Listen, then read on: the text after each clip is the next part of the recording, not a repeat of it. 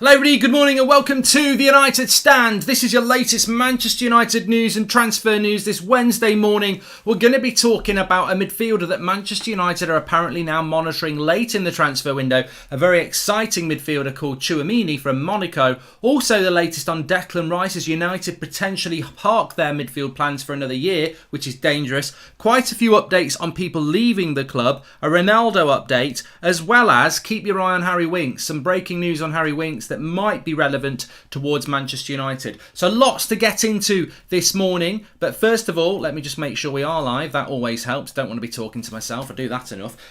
Let's start off by saying I'm pleased to say our friends at OneFootball are back again to sponsor the United Stand. You can see the app playing on my right-hand side or maybe left. I use OneFootball app all the time to keep me up to date with Manchester United's latest news and football news. It's fantastic for stats as well, especially now the season's back. OneFootball is an awesome app if you're looking for live scores, football transfer news and up-to-date content surrounding your favourite club and leagues. And as you know, if you've watched the United Stand for a while, I've been using OneFootball for quite a while as well. And it's an awesome spot to keep up to date with all your sports news. So what are you waiting for? Head to the link in the description and download it free using the link in the description below. That's right, it's free. It's on Apple, it's on Android. You can get all your latest news, not just Manchester United, but obviously we are a Manchester United fan channel.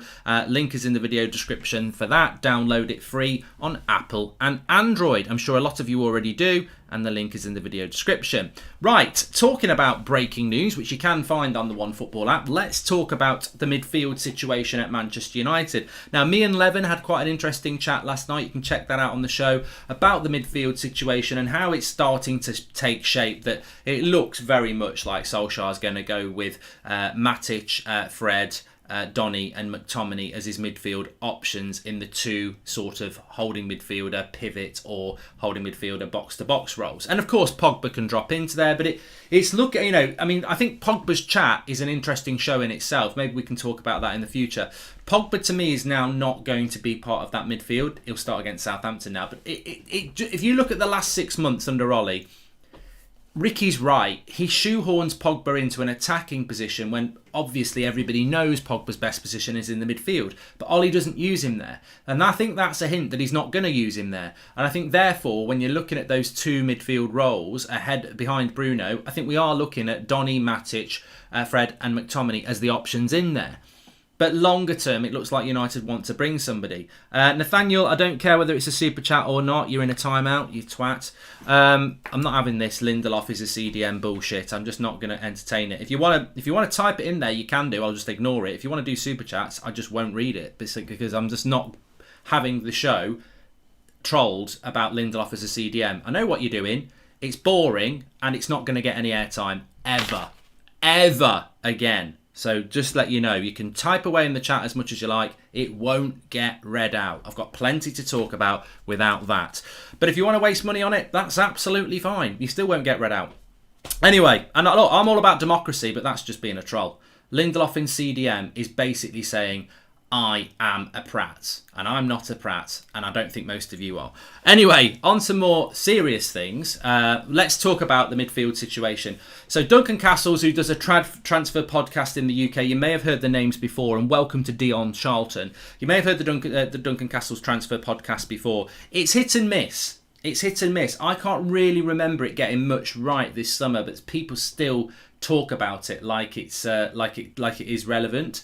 And you know, I do take note of it, but I'm struggling to think how accurate it's been this summer. So I'm not going to get overexcited about this. Apart from it is a player that we should be looking at. Now, there's two stories around Manchester United at the moment that are sort of fresh this morning. Manchester United are monitoring CDM of Monaco, which we're going to talk about, and this is from the Duncan Castles podcast, so credit there.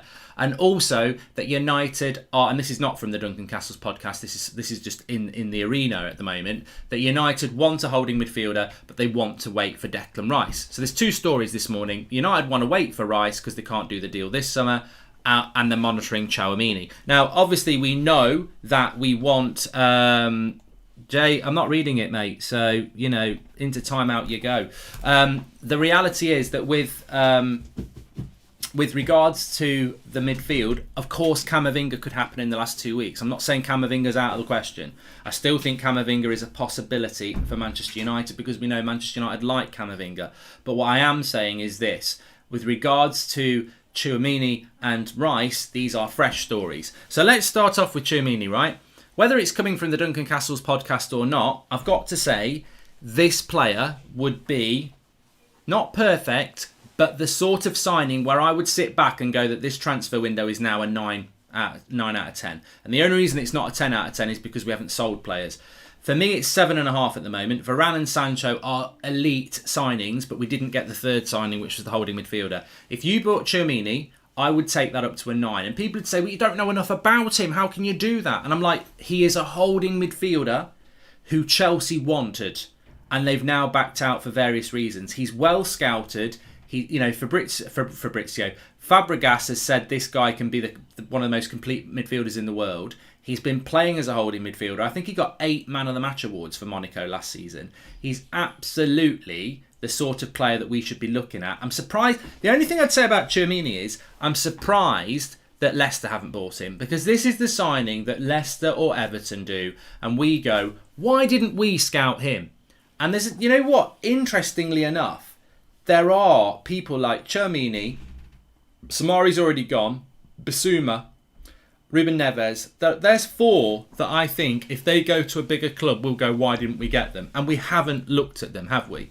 I'm not going to read about Phil Jones as a CDM either, so you can just shut up about your rubbish nonsense CDM talks. It is, on a serious note, this is the Manchester United transfer news show. It's not let's have a laugh about some stupid childish joke about Lindelof at CDM. Seriously, I'm not going to entertain it, and you can put it in the trolls. You can do it as much as you like. I'm not going to talk about it. It's not a funny joke. It really isn't funny.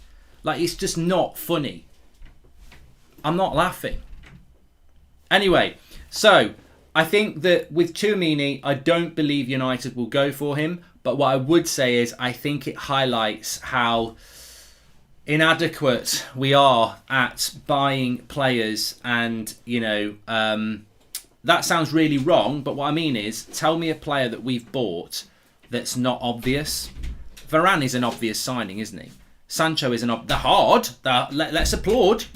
I say obvious, doesn't mean it's easy, but Sancho's obvious. He's one of the best right wingers in the world. Varane is obvious. He's one of the best centre-backs in the world. Maguire for 80 million, well, that's obvious. He's one of the best English centre-backs. Wan-Bissaka for 50 million, bit obvious, Bruno Fernandes, well, brilliant signing, and I'm so grateful we did it, but also bit obvious because a lot of clubs were looking at him. I don't see us going for these. And when we do it, Ahmad is nowhere near the team. And maybe that's why we don't go for these sort of players, because maybe Ollie's a bit risk averse. Maybe this is why many people think he won't really play any young players this year. Maybe he's just risk averse because he knows the pressure. And no, I'm not saying it's a bad thing. What I'm saying is we won't go for CDM, we won't go for Bissouma, and we probably won't go for Camavinga, because although all 3 of them would be really exciting, there is a risk attached to them, isn't it? I think it's a risk worth taking. I think that CDM or Bissouma would revolutionise Manchester United's midfield. But I think Solskjaer and his coaches are a little bit scared. And I think they're a little bit scared because they've seen what happens when things go wrong. Get them out. They're not good enough. They're too inexperienced. And I think that's what they do. I think they absorb the risk that they're the risk. Carrick and Phelan and Solskjaer, well, the risk in this team is us. We're the risk. We're the inexperienced coaches. We can't be taking risks with inexperienced players in the team. So I think that's why they don't go for a CDM or a Bissouma, because they're like, well, what if it doesn't work out? What if it doesn't work out? So they go for the safe option. Like McTominay and Fred are a safe option in the midfield because, all right, they might be a little bit limited, but you know what you're going to get. There's no surprise. You chuck CDM in there. What if he doesn't adapt? What if he's not that good? We've spent the money, So I think this is why we don't go for those sort of players, because to me, CDM was meant to be going to Chelsea and he still might be going there. And when Chelsea were going to get him, I was like, he's a holding midfielder, he's 21, he's 6'1", he's all action, he can pass, he loves tackling, he's good in the air. I mean, Chelsea have done it again. And look, at the moment, they haven't done it. But to be honest with you, I would take CDM over Camavinga, because CDM would go straight into the team within no time, as would Bissouma. And I think Camavinga may well end up being a better player. But CHOUAMENI and Bissouma would go straight into our team. But we're not looking at them. And I don't believe Duncan Castles that we are. But the story is there. And I just wanted to drop it in because I think he would be a very, very good signing for Manchester United. Manchester Evening News. Okay, we're not reading that one. Thank you very much. Mark, if we got a proper CDM, what formation would Ollie play? And would he move Pogba back to the midfield or keep him out on the left? I think Pogba, Grant, is going to stay out on the left hand side, to be honest with you. Hi Mark, I hope you're well. It's been a while since watching. I think Lema at Leipzig and Sandro Tonali would be good signings, says Simon Cliff. Mate, there are plenty of holding midfielders that Manchester United could have bought this summer. You've just said two there. We've just mentioned CHOUAMENI. We know about Bissouma. We know about Ruben Neves. We've just decided not to buy one. And I think what's happened with the fan base, if I've read it correctly, is that because we've beaten Leeds, that's a massive boost. We've got Varane, that's a massive boost. Leeds, yes. Sancho, yes. And I think people are riding the wave of optimism. But I tell you what, I've seen these waves break at the start of the season before. And it doesn't matter how big the wave is in August, it starts to, well, actually break by October, November time. And then you can't buy your midfielder. I think this will bite us in the arse later in the season because it's the same for me as the centre-back situation last year. We didn't buy a centre-back and people started going, wow, we might be all right with Maguire and Lindelof. And we were all right, but we weren't a title. All right doesn't win you a title, basically. And I think some United fans have forgotten what it takes to win a title because it's coming up for 10 years since we did win one. You don't win a title with all right. And I think we are all right in the midfield. But I don't think we're terrible. I think we're all right. But we're not Premier League winners in the midfield. But I think at the moment, the optimism around new kit releases, fans back in the ground, smashing Leeds, easy games at the start of the season on paper, Varane and Sancho there. There's optimism. There's optimism. And United have done this before. The board are quite clever. They've done this before. They'll ride the wave of optimism at the start of the season to get them well into the season before the optimism breaks and the reality bites. And then it's like, well, it's too late now. Whatever happens, we could have bought a holding midfielder this summer. Don't ever forget, we could have bought a holding midfielder for 30, 40 million. Talking about CHOUAMENI, you'd get him for 25 million. 25 million, you'd get CHOUAMENI. So we could go for that player. I wouldn't expect it. Ahmad going on loan, but Dan James still here. Do you think the board sees value in keeping Deadwood? Sad we won't get the CDM we so badly need. Anil, fantastic super chat. Actually an intelligent super chat there. Thank you very much. I wanted to bring this in. Got into a bit of an argument on Twitter this morning because somebody was on about Dan James' work rate, and Dan James is such an important player because he works so hard. And if you're Elanga or Ahmad, then you know that you better work hard, because if you don't work hard, you're not even going to get in the team. And I called it out because I thought, basically, what a crock of shit analysis that is. That is some of the most basic cheerleading tweet I've ever heard in my bloody life. I mean, it's just not right. For one, why are you naming Ahmad and Elanga? Do you know Ahmad's backstory? Do you know how hard Ahmad's had to work to be a footballer? You know, to use his name and Elanga's name as they won't get in the team if they don't work hard as Dan James. How do you know they don't work hard? Are we going down the same bullshit channel as bloody Martial now, that Martial's lazy? I mean, I'm not getting into that, but why is it Elanga and why is it Ahmad? Why are those two players who are young teenagers being singled out as the examples of you've got to work hard? There's no evidence that they don't work hard for a start of all, okay?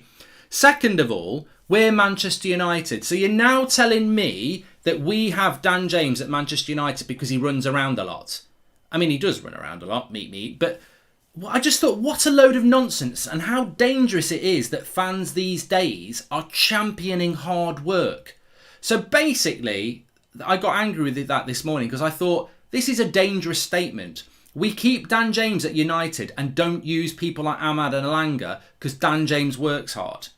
What a load of nonsense. Dan James gets picked for Manchester United because Ole Gunnar Solskjaer values him as a footballer, not because he works hard. Now, you might not like that, but that's why he plays. He doesn't get picked because he works hard.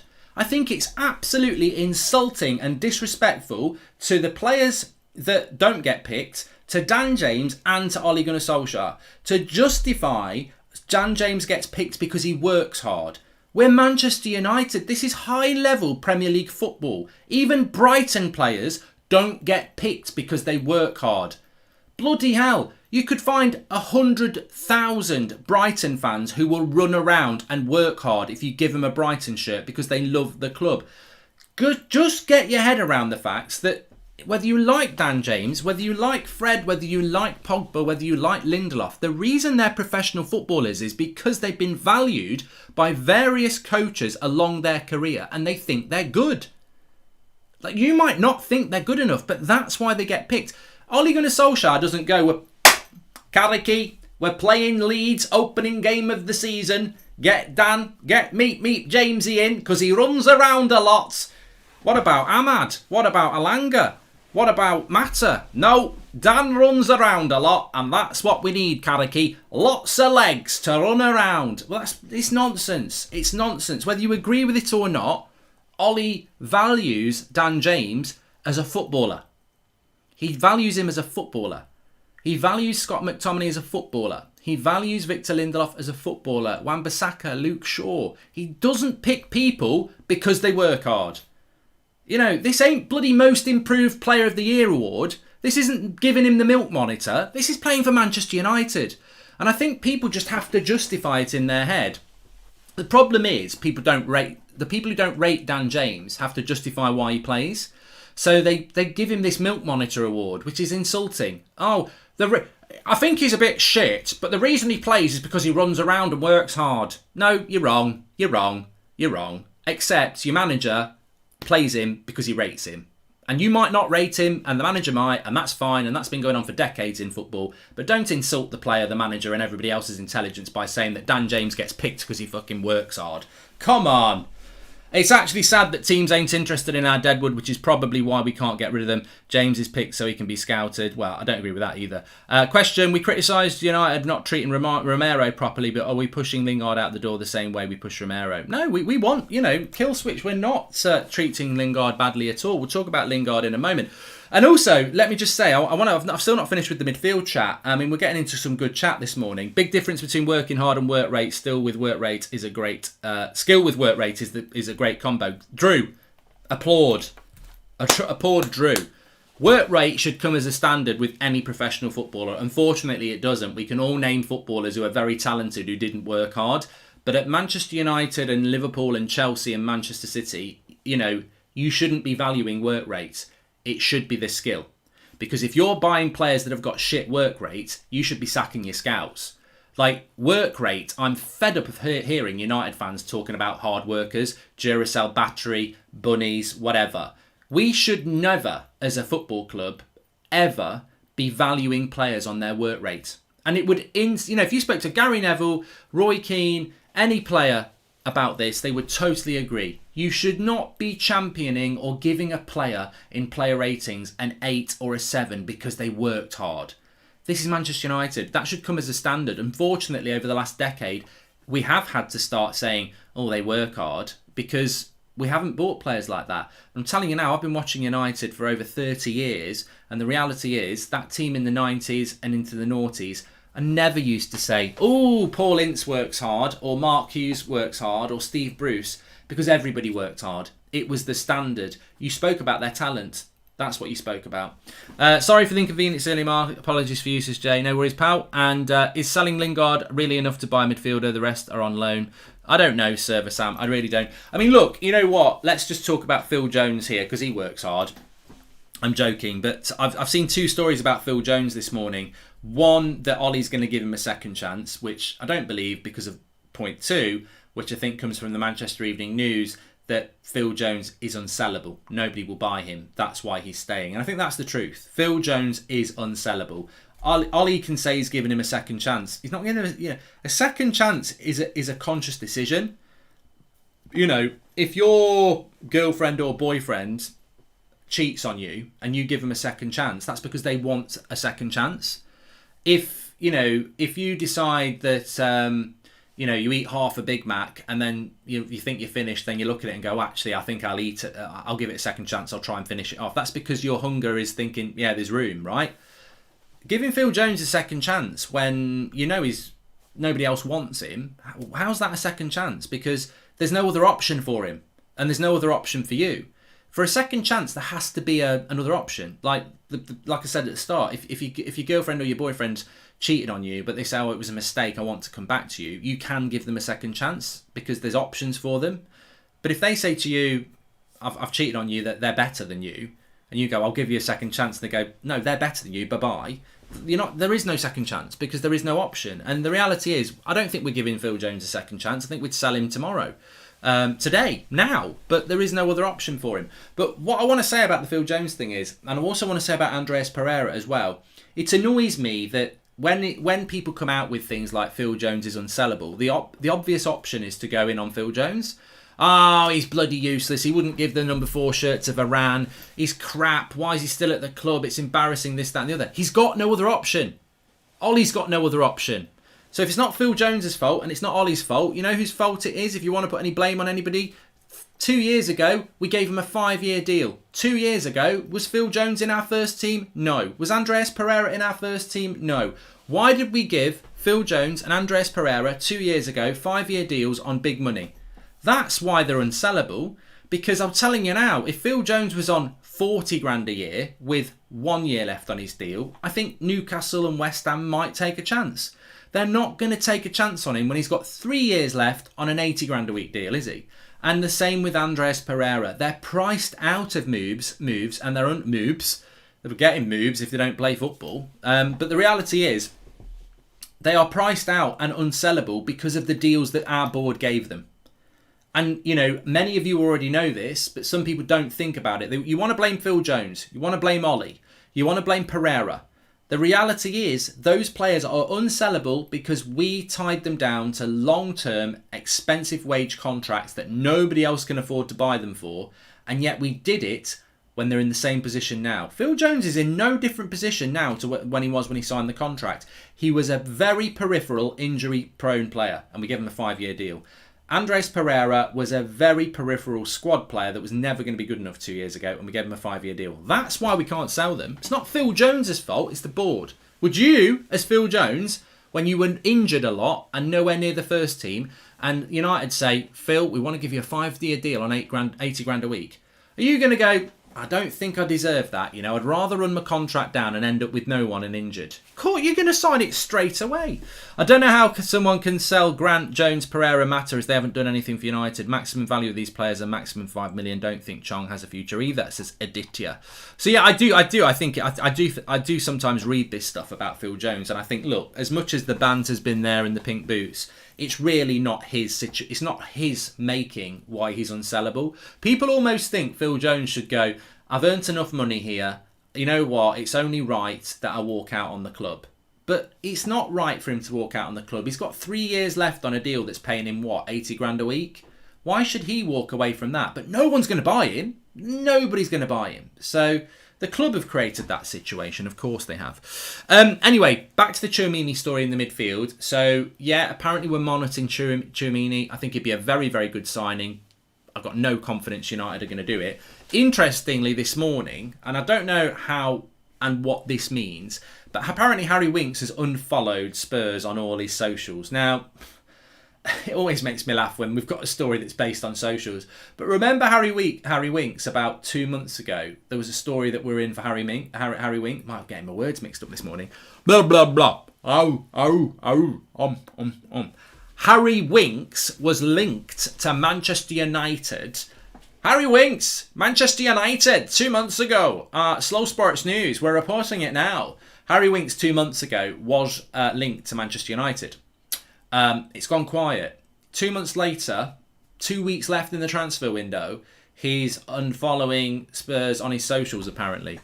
I'm not saying we're going to go in for Harry Winks, but I've always said keep your eye on Sanderberg, and also now I would just say watch out for Harry Winks because there's a little bit something there. There is a little bit of something there. More than there is for CHOUAMENI. So, maybe they might do something around that. And he's English. I don't see us using Sancho on the right, brought him on for the left wing against Leeds, and even the game behind closed doors was used on the left, says Jordan. Yeah, I don't know about that. I mean, we'll talk about that more tomorrow, Jordan, the use of Sancho. But there's no guarantee he's going to play on the right wing, Yeah, one thing I would say about Solskjaer is you can't predict what he's going to do. He does his own thing, and he might put Sancho on the left. But then again, that means you're not going to play Pogba. But, I mean, yeah, It's a bit like when we bought Sanchez and we were like, oh yeah, we're going to put Sanchez on the right and we've got Martial and Rashford on the left. What did he do? Bench Rashford and Martial and played Sanchez on the left. So, you know, you just don't know. You just don't know with that one. But it's not logical because Pogba's been playing well off the left. So I think Sancho needs to play off the right. But we'll see what happens with that. But back onto the midfield. Let's see what happens. But there is a very big story that is sort of circulating. It's not been hit by the mainstream really yet, although I have commented on it. But there's this thing going round at the moment, and I just want to put my opinion on it and basically say it's very unlikely. Because we've not bought a midfielder, United need to get something out there. They need to spin something out there about what they... Oh, we wanted a midfielder, but we couldn't do it, so we'll do it next year. Which, look, before I even mention names, can I just say that's not what a team that's trying to win the title does. You can't say, we've had a good summer, we did want a midfielder, we couldn't get one, so we're going to do it next summer. So you're right in this summer, you're right in this season. So we're not in a title race then. We're either in a title race or we're not. And if you're not buying a player that's fundamental to that, are you basically saying you're a business, not a football club again, and you're not going to get the manager what he needs? These stories are always dangerous. Like, the reason we're not buying a midfielder is because we're waiting a year. Yeah, can I just translate that as not ambitious, all about being a business and mugging off the fans? Because if we're in a title race, you buy the players that you need to do a title race. I pretty much see Man City and Chelsea do that, and I remember Liverpool doing it for Klopp as well that summer when they bought Alisson and Fabinho and everyone. So where's the holding midfielder? You can't just say we're waiting a year. Nonsense.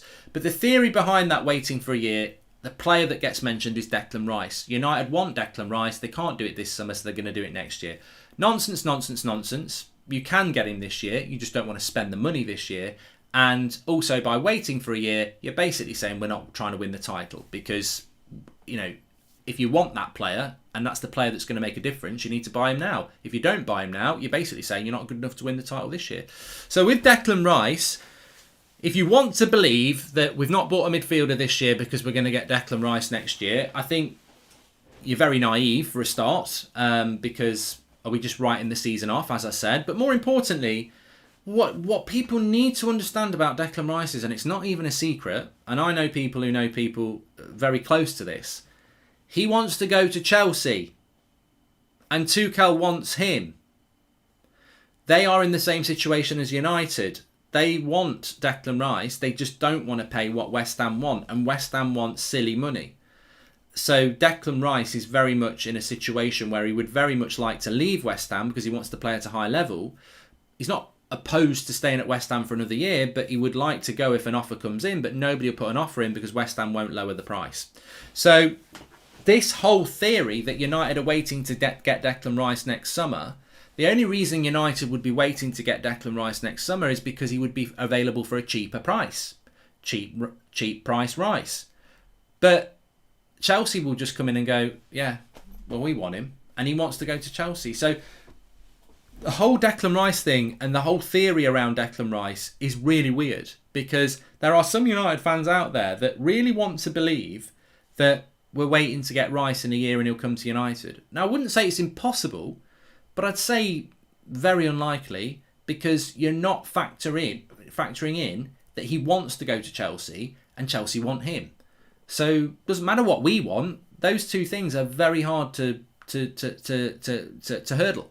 And yet some people are already saying, well, we'll just get Rice next summer. So they're basically writing this season off and then going to put themselves in the same situation next summer when Rice goes to Chelsea and we haven't got a midfielder. It's spin. You know what it is? It's spin. And I don't know why our fans would fall for that spin, but it is spin. There's midfielders around now. There are midfielders around now for 30 to 40 million pounds. Camavinga, CHOUAMENI, Bissouma, Ruben Neves. There's 4, and you can give me another 4 that are available right here, right now.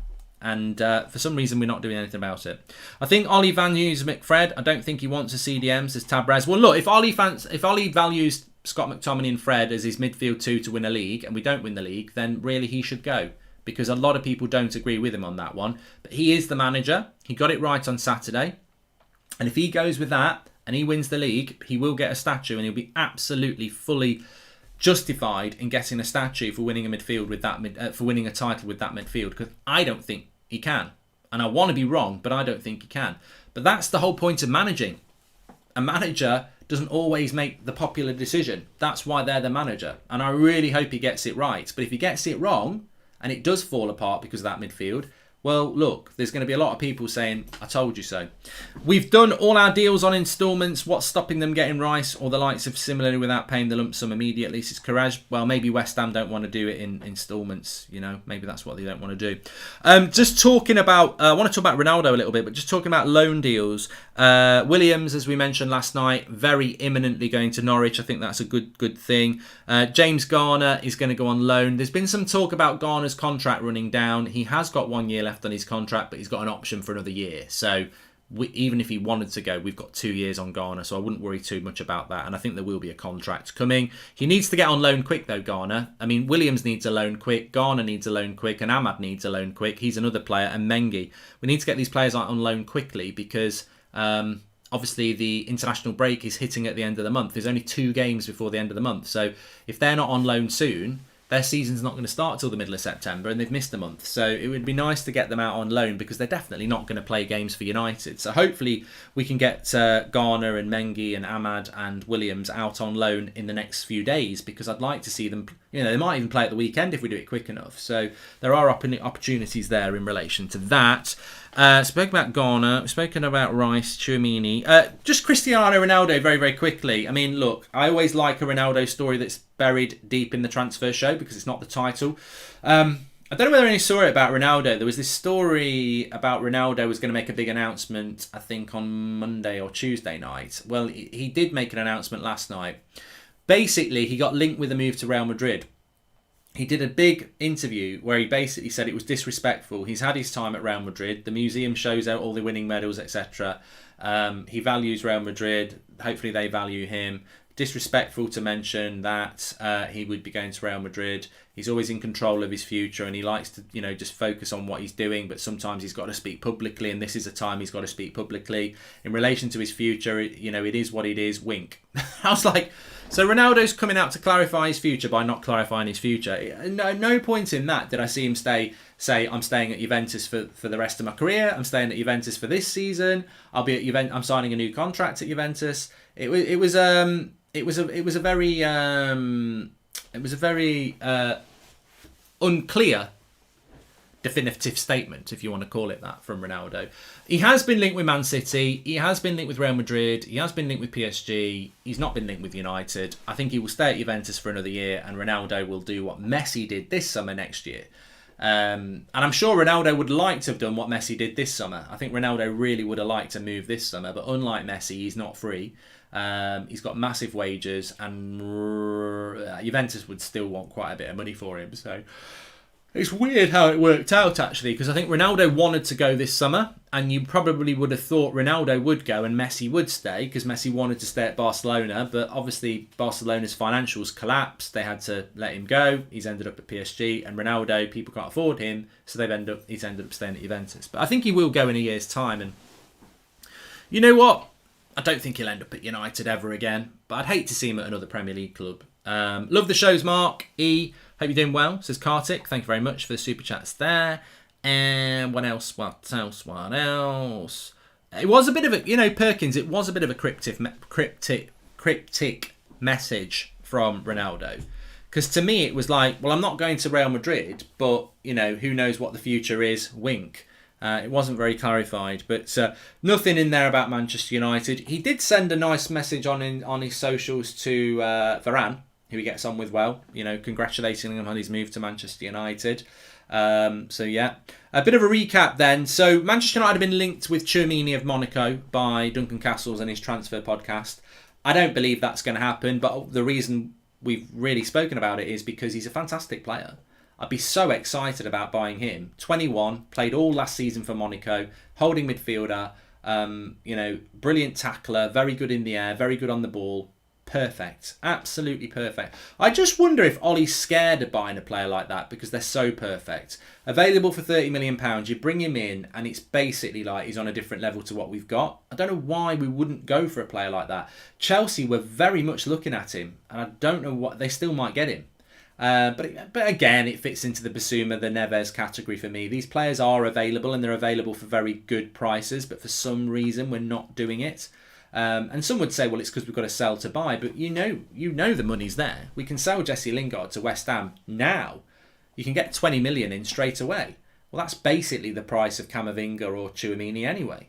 And I'm sure we could find another 10 somewhere. So I don't know why we're not doing it. I think it's a conscious decision from the board. And I think it's a conscious decision from Ollie that he doesn't want one. But I hope it's not going to bite us in the arse, because I think it will. Declan Rice waiting for a year is stupid because he wants to go to Chelsea. That would be a waste of time doing that. And obviously we're still aware that people like Williams and Garner and Ahmad and Mengi are going to go out on loan hopefully very, very soon, because I want to see them playing football.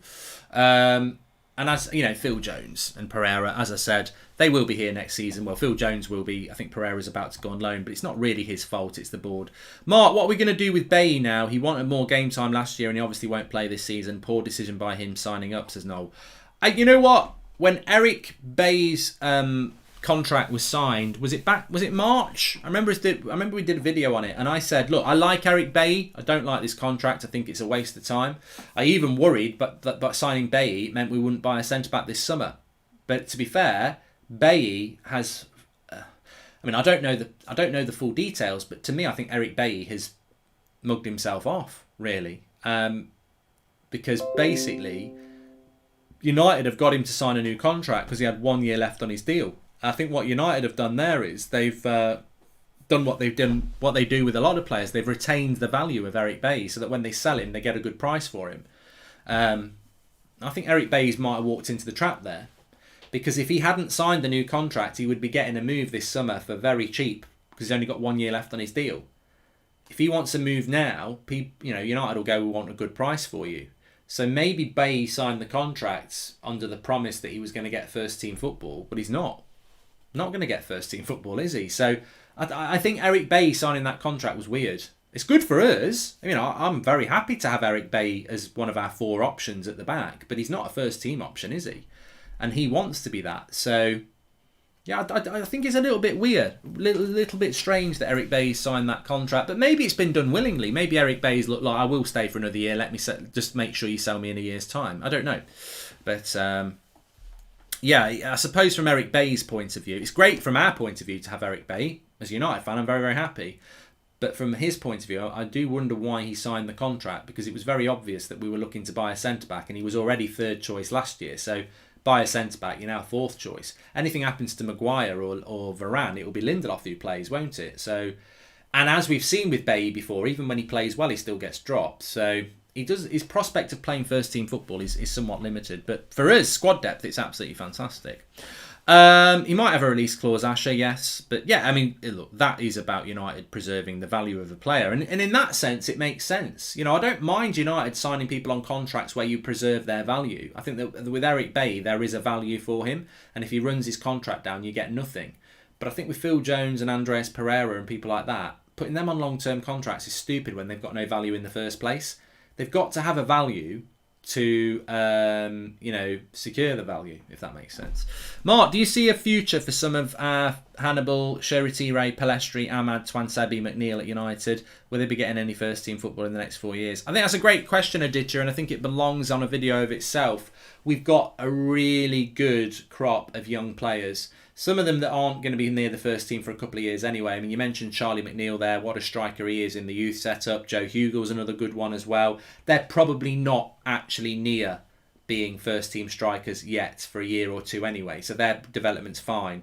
But your Sheretires, your Hannibals, your Elangas, your Amads, your Palestris, technically they could be playing first team football now. They could certainly be sat on the bench.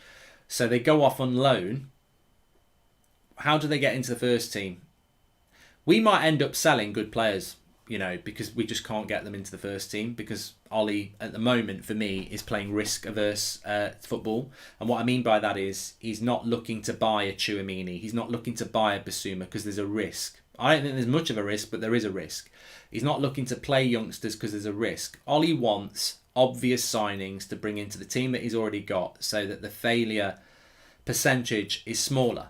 He doesn't want any risks. He doesn't want to bring a young player in where there's risk. He doesn't want to bring in a player where there's risk. And as I said, Varane and Sancho are super signings, very little risk as well. They're top tier. And I think that's what we're going to be doing for the next year or so. It's about trying to win the title. And I think Ollie thinks I can win a title by making as many, less risky selections as possible. Like the weekend, McTominay and Fred played very well. There's no element of risk because he knows those players. If he plays Donny, there's an element of risk. What if it doesn't work and we lose the game? And I think Ollie is picking risk-free decisions at the moment. There's always risk, but you know what I mean? Like a young player thrown in, risk. CDM coming in from a foreign league, young player, risk. And I don't think he wants to do that at the moment. But I'd love to see us buy CDM. I think it'd be very exciting. I just don't think it will happen. Anyway, thanks everyone for watching. Make sure you smash a like on the video. Subscribe, bottom right hand corner. Of course, we've got an 8 o'clock show tonight, but I think we'll have an afternoon show around 2 o'clock as well. Have a fantastic day, whatever you're doing, or evening. Make sure you smash a like, and I'll speak to you all a little bit later. Take care.